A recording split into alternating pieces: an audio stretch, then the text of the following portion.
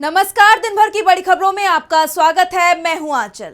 आज इस बुलेटिन में बात होगी एआई समिट पर घिरी मोदी सरकार की, चुनाव आयोग की प्रेस कॉन्फ्रेंस की, चुनाव का पर्व, आसाम का गर्व। देखेंगे किन राज्यों में चुनावों का हुआ ऐलान, आईपैक मामले में सुप्रीम कोर्ट में हुई क्या सुनवाई, जानेंगे बिहार विधानसभा में किन मुद्दों पर छिड़ी बहस, और बुलेटिन के आखिर में देखेंगे जाने माने कार्टूनिस्ट इरफान की किस खबर पर पड़ी तिरछी नजर। लेकिन दिन भर की तमाम बड़ी खबरों से पहले एक नजर आज की सुर्खियों पर। केरल विधानसभा चुनाव के लिए कांग्रेस स्क्रीनिंग कमेटी की बैठक, दिल्ली हेडक्वार्टर में जुटे स्क्रीनिंग कमेटी के मेंबर, विधानसभा की 140 सीटों पर चर्चा। कांग्रेस सांसद गौरव गोगोई का तीखा हमला, सीएम हेमंत को बताया असम का जिन्ना, कहा नेताओं को हिंदू सर्टिफिकेट देना बंद करें। अजीत पवार प्लेन क्रैश हादसे पर एनसीपी एसपी नेता रोहित पवार ने उठाए सवाल, कहा विमान में ज्यादा फ्यूल कैन थे, पेपर नहीं जले तो ब्लैक बॉक्स कैसे जल गया। पंजाब के बठिंडा में पुलिस और किसानों में झड़प, जेल में बंद 2 साथियों की रिहाई की मांग पर अड़े किसान, पुलिस ने दागे आंसू गैस के गोले, कई किसान हिरासत में। और हरे निशान पर बंद हुआ शेयर बाजार, 283 अंकों के उछाल के साथ 83,734 पर बंद हुआ सेंसेक्स, जबकि 93 अंकों की बढ़ोतरी के साथ 25,819 पर बंद हुआ निफ्टी। ये तो थी सुर्खियां। अब बात आज की सबसे बड़ी खबर की। दिल्ली में चल रहे एआई समिट को मोदी सरकार अपनी सबसे बड़ी उपलब्धि बता रही थी, लेकिन इस समिट ने देश की साख पर ही धब्बा लगा दिया है। पहले दिन जहां अव्यवस्थाओं का अंबार दिखाई दिया, लोगों ने समिट में अपने महत्वपूर्ण उपकरणों की चोरी होने की शिकायत की, तो अब एआई के नाम पर बड़ा फ्रॉड सामने आया है। तो क्या है पूरी खबर, जानेंगे इस रिपोर्ट में। दिल्ली में आयोजित इंडिया एआई इम्पैक्ट समिट 2026 की धमक पूरी दुनिया में सुनाई दे रही है। इसे लेकर मोदी सरकार अपनी पीठ थपथपा रही है, लेकिन इस समिट के दौरान जो वाकया सामने आया, उससे अब अंतर्राष्ट्रीय स्तर पर भारत की किरकिरी हो रही है। मोदी सरकार सवालों से घिर गई है। दरअसल समिट में शामिल गलगोटिया यूनिवर्सिटी की तरफ से एक रोबो पेश किया गया। यूनिवर्सिटी ने इस रोबो को अपने छात्रों की मेहनत का नतीजा बताया। दूरदर्शन समेत कई चैनलों ने इसका प्रसारण भी किया। मोदी सरकार ने इसे अपनी उपलब्धि के तौर पर पेश किया, लेकिन थोड़ी ही देर बाद चीन की प्रतिक्रिया आई और इस दावे का फैक्ट चेक कर दिया। बताया कि एक भारतीय यूनिवर्सिटी हमारे यहाँ बने रोबो को अपना बनाकर दिखा रही है, जिसके बाद कई चैनल्स ने ये वीडियो भी हटा लिए और इसके बाद यूनिवर्सिटी को एक्सपो से बाहर कर दिया गया। इस पर गलगोटिया यूनिवर्सिटी की प्रोफेसर डॉक्टर ऐश्वर्या श्रीवास्तव ने अपनी सफाई दी है। बिल्कुल सर, उनका ही, हमने कभी क्लेम नहीं किया कि हमने इसको मैन्युफैक्चर किया। हमने कहीं उसका लोगो भी हाइड करने की कोशिश नहीं करी। हमने केवल ये कहा कि हमने इसको अपने यूनिवर्सिटी में as a part of the investment हम इनको लेके आए हैं, ताकि बच्चे उससे इंटरैक्ट करें और उसको एक्सप्लोर करके रिसर्च और डेवलपमेंट के पर्पस। मगर इस मामले ने देश की सियासत में नई बहस छेड़ दी है। समिट के पहले ही दिन कई उपकरणों की चोरी हो जाती है। नियोसैपियन के सीईओ धनंजय यादव ने दावा किया कि प्रधानमंत्री के दौरे के चलते पहले उनसे स्टॉल खाली करने को कहा और भरोसा दिलाया कि सामान सुरक्षित रहेगा। 6 घंटे तक हमें अपने ही स्टॉल से दूर रखा गया और जब हम वहां वापस पहुंचे तो कंपनी के कुछ एआई वेरिएबल्स चोरी हो गए। लोकसभा में नेता विपक्ष राहुल गांधी ने भी इस खराब मैनेजमेंट को लेकर सरकार पर सवाल खड़े किए। उन्होंने कहा, भारत की प्रतिभा और डेटा का लाभ उठाने के बजाय ये एआई शिखर सम्मेलन एक अव्यवस्थित पीआर तमाशा बनकर रह गया है, जहां भारतीय डेटा बिक्री के लिए उपलब्ध है और चीनी उत्पादों का प्रदर्शन किया जा रहा है। हालांकि इस बीच ये खबर आ रही है कि दिल्ली पुलिस ने नियोसैपियन के स्टॉल में हुई चोरी में 2 संदिग्धों को गिरफ्तार भी किया है। दोनों के पास से एआई वेरिएबल्स भी बरामद कर लिए गए हैं। सीईओ धनंजय यादव की तरफ से एफआईआर दर्ज कराए जाने के बाद ये कार्रवाई की गई है। इस समिट को वैश्विक पटल पर अपनी पहचान को और मजबूत बनाने में भारत के लिए एक बड़े मौके के तौर पर देखा जा रहा था, लेकिन जिस तरह से एक के बाद एक ये मामले सामने आ रहे हैं, उससे अंतर्राष्ट्रीय स्तर पर भारत की साख दांव पर लग गई है, जो मोदी सरकार के कार्यकाल पर बड़े धब्बे के रूप में देखा जा रहा है। गलगोटिया को तो समिट से बाहर निकाल दिया गया, लेकिन सवाल ये उठ रहे हैं कि सरकार क्या कर रही थी। वैसे मोदी सरकार भले ही इस मामले में पल्ला झाड़ रही हो, लेकिन चुनाव आयोग के लिए सवालों से बचना आसान नहीं है। एसआईआर को लेकर उससे लगातार सवाल पूछे जा रहे हैं। इस बीच चुनाव आयोग की टीम असम पहुंची थी, जहां अगले महीने विधानसभा चुनावों का ऐलान होना है। असम में क्या कुछ कहा मुख्य चुनाव आयुक्त ज्ञानेश कुमार ने, देखिए इस रिपोर्ट में। चुनाव आयोग की टीम अपना 3 दिवसीय असम दौरा पूरा कर चुकी है। मुख्य चुनाव आयुक्त ज्ञानेश कुमार ने दौरे के आखिरी दिन मीडिया को संबोधित करते हुए चुनाव की तैयारियों पर जानकारी दी। उन्होंने कहा कि इस बार असम के वोटरों को ईवीएम पर बड़ा बदलाव दिखेगा। अब ईवीएम मशीन पर उम्मीदवारों के नाम और सीरियल नंबर बड़े फॉन्ट में होंगे और साथ ही पहली बार उम्मीदवारों की रंगीन फोटो भी प्रदर्शित की जाएगी। आयोग ने यह भी साफ किया कि एक पोलिंग सेंटर पर अब अधिकतम 1200 वोटर ही रहेंगे। इसके साथ ही पहली बार वोटर अपने मोबाइल फोन मतदान केंद्र के एंट्री पॉइंट तक ले जा सकेंगे।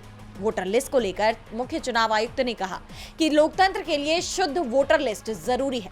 स्पेशल रिवीजन के बाद असम में अब कुल 2,49,00,000 रजिस्टर्ड वोटर्स हैं। लगभग 2,43,00,000 अयोग्य नाम लिस्ट से हटाए गए हैं। अगर आंकड़ों की बात करें तो 17 नवंबर को शुरू होने वाले स्पेशल रिवीजन में असम की मतदाता सूची में 2,52,00,000 मतदाता थे। ड्राफ्ट इलेक्टोरल रोल में यह संख्या भी 2,52,00,000 के लगभग रही और फाइनल इलेक्टोरल रोल्स में 2,49,00,000 के आसपास रही। असम विधानसभा का कार्यकाल 20 मई को खत्म हो रहा है और चर्चा है कि चुनाव आयोग 7 मार्च के आसपास चुनाव की तारीखों का ऐलान कर सकता है। राजनीतिक दलों ने मांग की है कि वोटिंग 1 या 2 फेज में ही कराई जाए और साथ ही 14 अप्रैल से शुरू होने वाले बिहू त्योहार को ध्यान रखने की भी अपील की गई है। अब चुनाव आयोग के इस दौरे और प्रेस कॉन्फ्रेंस के बाद सभी की निगाहें तारीखों के ऐलान पर टिक गई है। असम में चुनाव की तैयारियां जोरों पर हैं। इस बीच चुनाव आयोग ने 10 राज्यों की राज्यसभा सीटों के लिए चुनाव का ऐलान कर दिया है, यानी तारीखें सामने आ चुकी हैं। 5 राज्यों के चुनाव से पहले इसे सेमीफाइनल के तौर पर देखा जा रहा है। तो कब होंगे मतदान और कब आएंगे नतीजे, जानेंगे इस रिपोर्ट में। देश में एक बार फिर चुनाव का ऐलान हो गया है। दरअसल चुनाव आयोग की तरफ से राज्यसभा की सीटों के लिए तारीखों का ऐलान कर दिया गया है।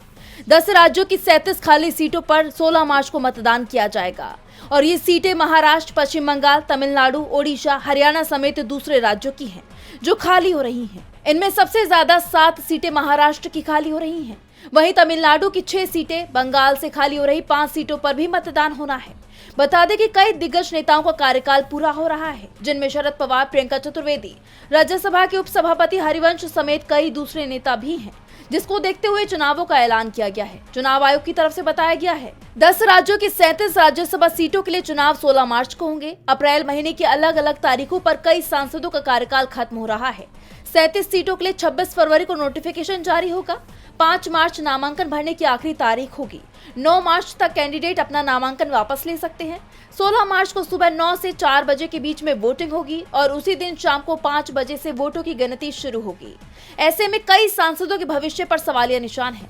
देखना होगा कि अब नए सियासी समीकरण क्या होते हैं, ये सीटें किस दल के खाते में जाती हैं। इस वक्त सभी की नजरें चुनावों पर टिकी हुई हैं। ऐसे में सभी की निगाहें चुनावों पर बनी हुई हैं। बंगाल में चुनाव से पहले सियासी पारा चढ़ता जा रहा है।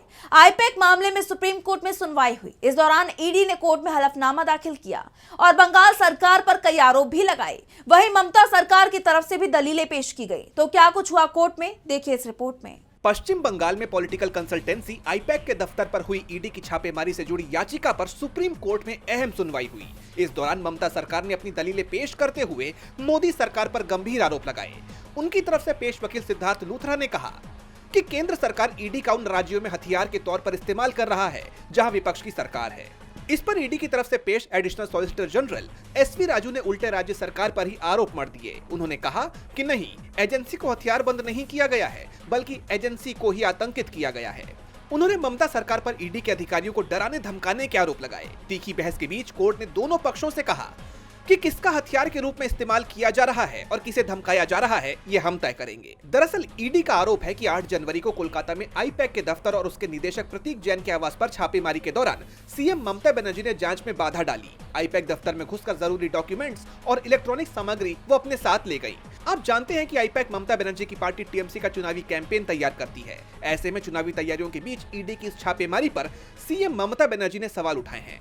मामले में ईडी ने सुप्रीम कोर्ट में एक हलफनामा भी दाखिल किया है और राज्य में कानूनहीनता का दावा करते हुए पूरे मामले की जांच सीबीआई को सौंपने की गुहार लगाई है। कोर्ट में इस बहस के बाद सुनवाई 1 महीने के लिए स्थगित कर दी गई है।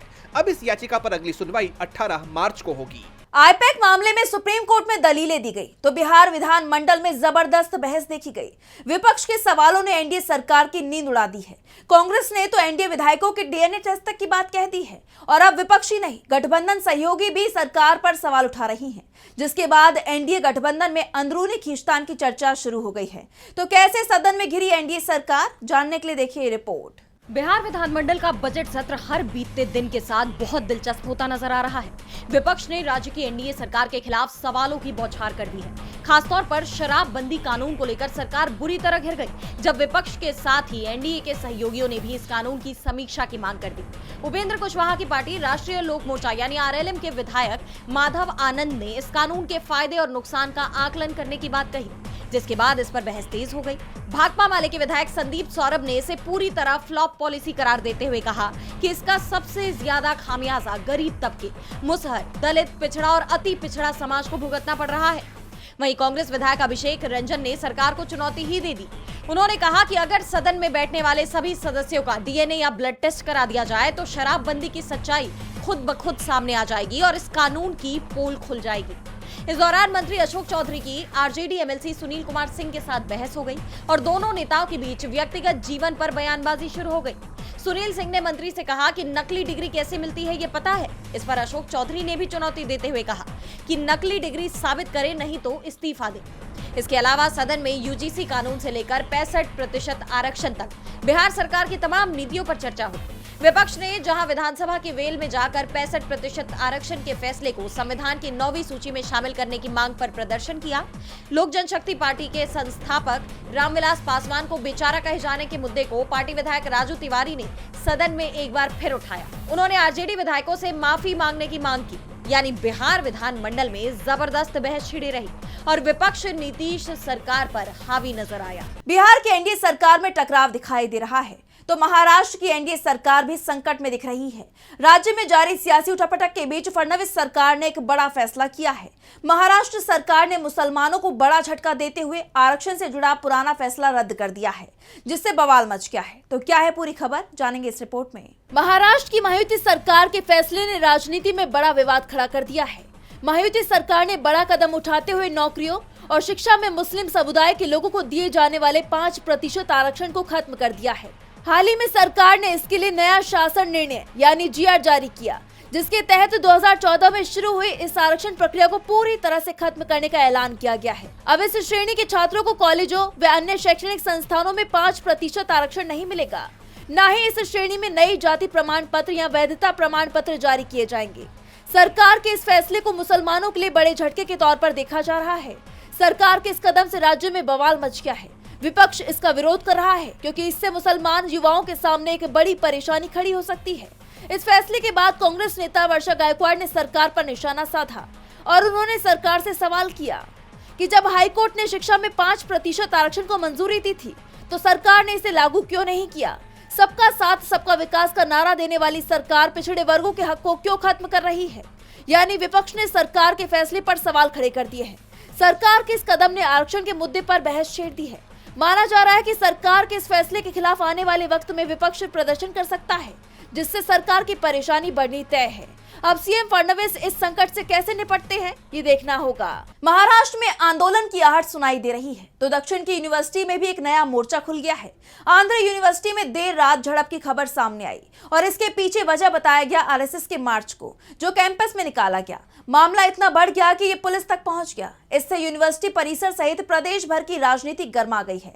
देखिए रिपोर्ट। उत्तर भारत के विश्वविद्यालयों से शुरू हुई वैचारिक टकराव की आंच अब दक्षिण भारत तक पहुंच गई है। दिल्ली यूनिवर्सिटी और जेएनयू के बाद अब आंध्र विश्वविद्यालय छात्र राजनीति और हंगामे का नया अखाड़ा बनता दिख रहा है। 17 फरवरी की देर रात कैंपस में आरएसएस के मार्च को लेकर छात्रों और कार्यकर्ताओं के बीच तीखी झड़प हो गई, जिसके बाद माहौल काफी तनावपूर्ण हो गया। कैंपस में आरएसएस का एक मार्च निकाला गया। छात्र संगठनों ने इस गतिविधि पर तुरंत आपत्ति जताई।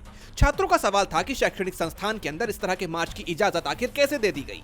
देखते ही देखते इस बहस ने टकराव का रूप ले लिया। दोनों पक्षों के बीच तीखी नोकझोंक और धक्का मुक्की की भी खबरें आईं। इस घटना के विरोध में छात्र संगठनों ने देर रात ही इमरजेंसी बैठक बुलाई। लगभग 100 छात्रों ने हस्ताक्षर कर प्रशासन और पुलिस को ज्ञापन सौंपा। छात्रों का आरोप है कि प्रदर्शन के दौरान उनके साथ बदसलूकी की गई। न्याय की मांग को लेकर छात्र संघ ने विश्वविद्यालय बंद का भी आह्वान आह्वान किया। उनका कहना है कि जब तक दोषियों पर कार्रवाई नहीं होती, उनका विरोध जारी रहेगा। छात्रों ने इस मामले में 3 टाउन पुलिस स्टेशन में औपचारिक शिकायत भी दर्ज करवाई है। पुलिस ने मामले की जांच शुरू कर दी है। दूसरी तरफ आरएसएस समर्थकों का दावा है कि उनका कार्यक्रम पूरी तरह शांतिपूर्ण था। यूनिवर्सिटी प्रशासन ने फिलहाल छात्रों से संयम बरतने की अपील की है। प्रशासन का कहना है कि वो बातचीत के जरिए समाधान निकालने की कोशिश कर रहे हैं। अब इस मामले में आगे क्या होता है, ये तो देखना होगा। और बुलेटिन के आखिर में देखेंगे जाने माने कार्टूनिस्ट इरफान की किस खबर पर पड़ी तिरछी नजर।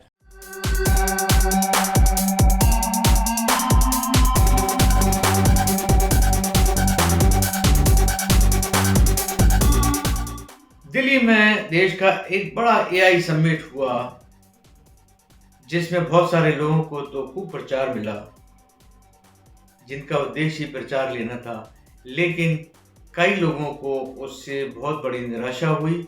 विदेशियों के सामने अव्यवस्था का जो नज़ारा था वो तो था ही, चोरी चकारी की घटनाएं भी बताई जाती हैं। एक नोएडा स्थित यूनिवर्सिटी जिसका नाम गलगोटिया है, उसने तो ये तय किया चाइना से एक डॉग रोबोट खरीदने के बाद में उसको प्रदर्शित किया और उसमें ये बता दिया क्या ये हमारा ही आविष्कार है। ये बात झूठ निकली और इस झूठ को चाइना ने पकड़ लिया और उसके ऊपर काफ़ी हंगामा हो गया है। तो झूठ जो था वो पकड़ लिया गया, क्योंकि झूठ हर कोई थोड़ी बोल पाता है, ऐसे थोड़ी बोल पाता है कि आपको वो सच लगे। इसके लिए तो किसी विश्व गुरु की ही शिक्षा लेनी पड़ेगी।